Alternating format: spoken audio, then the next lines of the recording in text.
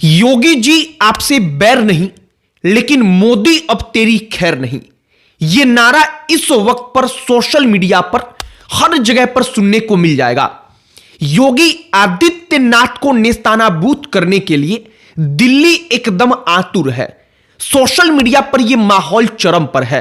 योगी आदित्यनाथ एक वीडियो में अपने कार्यकर्ताओं को यह संदेश देते हैं कि 4 करोड़ वोटर लिस्ट में से ऐसे वोटर्स का नाम कटा है जो वोटर हैं, जो उत्तर प्रदेश में वोट करते हैं लेकिन उनका नाम शामिल नहीं हुआ है, और वो कहते हैं कि ये विपक्ष का वोट नहीं है बल्कि ये अपना वोट है।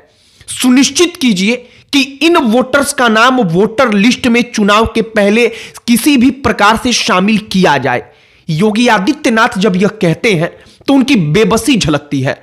सोशल मीडिया पर यूजीसी कानून को लेकर के जो तमाम चीजें चल रही हैं उससे एक बात साफ प्रतीत हो रहा है कि लोगों के अंदर यह सेंटीमेंट है कि योगी आदित्यनाथ को हराने के लिए, योगी आदित्यनाथ को तोड़ने के लिए इस वक्त पर मोदी और शाह दिल्ली से योगी आदित्यनाथ को निस्तानाबूद करने के लिए लगे हुए हैं। हमने भी सब कुछ देखा, यूजीसी कानून के बारे में सोशल मीडिया पर देखा तो हमने तय किया कि जरा इसके बारे में विस्तृत रूप से चर्चा की जाए। एक बात और आप समझिए, एससी एसटी एक्ट जिसके बारे में आप जाकर के अभी अगर गूगल पर डेटा सर्च करेंगे तो आपको मालूम चलेगा कि 99% तक जो केस दर्ज होता है वो फर्जी साबित होता है कोर्ट के अंदर। तो सवाल उठता है कि आखिरकार ऐसी परिस्थिति के बाद भी यूजीसी कानून की जरूरत क्यों पड़ गई। सब पर चर्चा करेंगे, लेकिन आगे बातचीत करने से पहले हमारा नमस्कार स्वीकार करिए। हमारा नाम मोहित कुमार सिंह है। कुछ लोगों को यह लिंक समझ में नहीं आ रहा है कि यूजीसी के कानून से दिल्ली योगी आदित्यनाथ को हराना कैसे चाहती है। अब जो तमाम चीजें चल रही हैं आप उसे समझिए। योगी आदित्यनाथ उत्तर प्रदेश के मुख्यमंत्री हैं, अगले साल चुनाव है। अब बीजेपी का कोर वोटर कौन है? भारतीय जनता पार्टी का कोर वोटर अगड़ी जाति के लोग हैं। सबसे बड़ा जो वोटर समूह है बीजेपी के पास वो जनरल कैटेगरी के लोग हैं। यूजीसी कानून का विरोध कौन कर रहा है? जनरल कैटेगरी के लोग कर रहे हैं। इससे क्या होगा? जो योगी आदित्यनाथ का समर्थक वर्ग है उसको लगता है कि योगी आदित्यनाथ जब चुनाव लड़ेंगे उत्तर प्रदेश का तो उस पर असर पड़ेगा, और इसी बात को वो कहते हैं कि ये दिल्ली की साजिश है। एक और बात आप समझिए, योगी आदित्यनाथ वाकई में दिल्ली की तरफ से परेशान किए जा रहे हैं, यह प्रतीत क्यों होता है?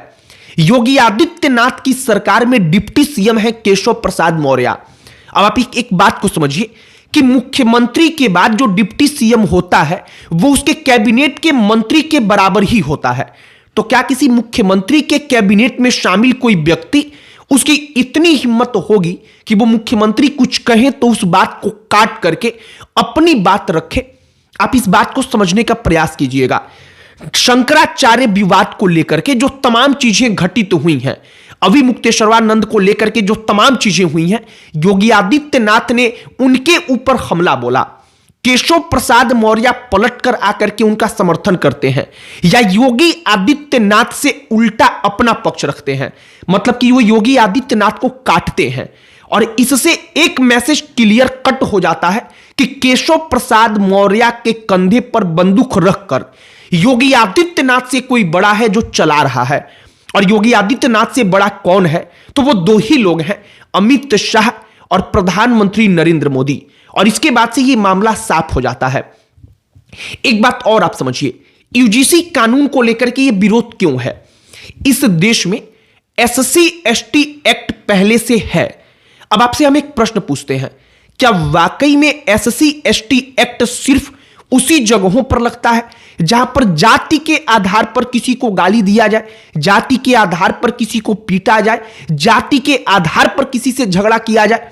इसका जवाब है बिल्कुल नहीं।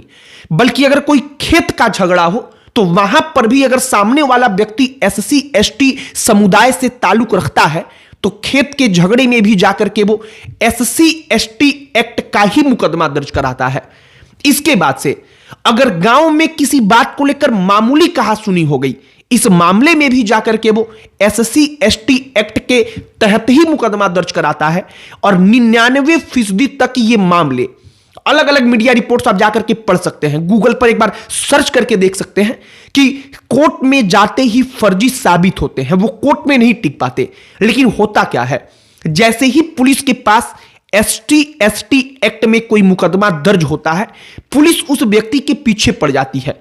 कोर्ट में कई महीने के बाद फैसला होता है, लेकिन कई महीने तक वो व्यक्ति परेशान रहता है, जेल में बंद रहता है और SC ST एक्ट का सारा जो स्थिति है वो हम जानते हुए भी अगर UGC कानून को ला रहे हैं, इसी बात को लेकर के जो अगड़ी जातियों के लोग हैं वो विरोध कर रहे हैं।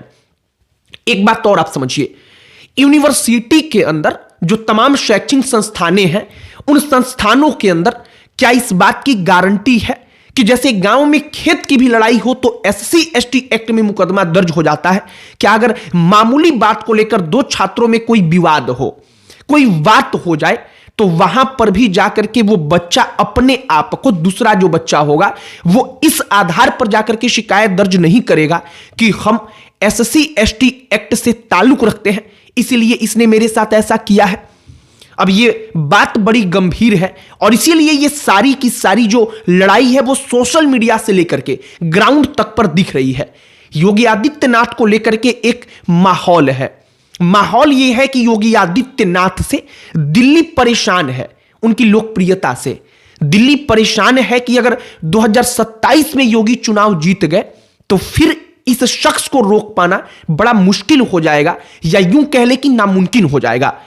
RSS के प्रोजेक्ट में योगी आदित्यनाथ पहले से हैं और इसका मतलब कि दिल्ली में बैठे लोग बखूबी जानते हैं कि अगर योगी हारे नहीं तो उनको फिर हराया नहीं जा सकता।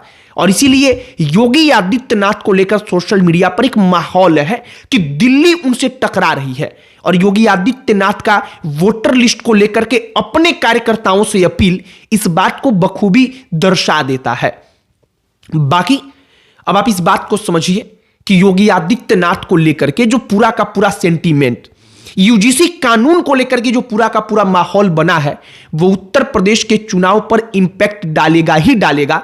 और चुनाव अब 1 साल तक ही समय उसमें बचा हुआ है, मतलब कि 1 साल पहले ही चुनाव के UGC कानून क्यों लाना था, इस बात को लेकर के भी, उसके समय को लेकर भी सवाल उठ ही रहा है। बाकी अब तक जो तमाम चीजें चल रही हैं, हमने वो आपको बताने का प्रयास किया है। हमने सोशल मीडिया पर देखा कि योगी आदित्यनाथ के लिए जो फिल्म का एक डायलॉग है कि हाथी घोड़े तोप तलवार फौज तो तेरी सारी है, पर जंजीर में जकड़ा राजा मेरा अब भी सब पर भारी है, इस डायलॉग को लगा करके कहा जा रहा है कि योगी आदित्यनाथ विपक्ष पर तो भारी है ही, लेकिन जो अपनी पार्टी के लोग हैं उन पर भी भारी है।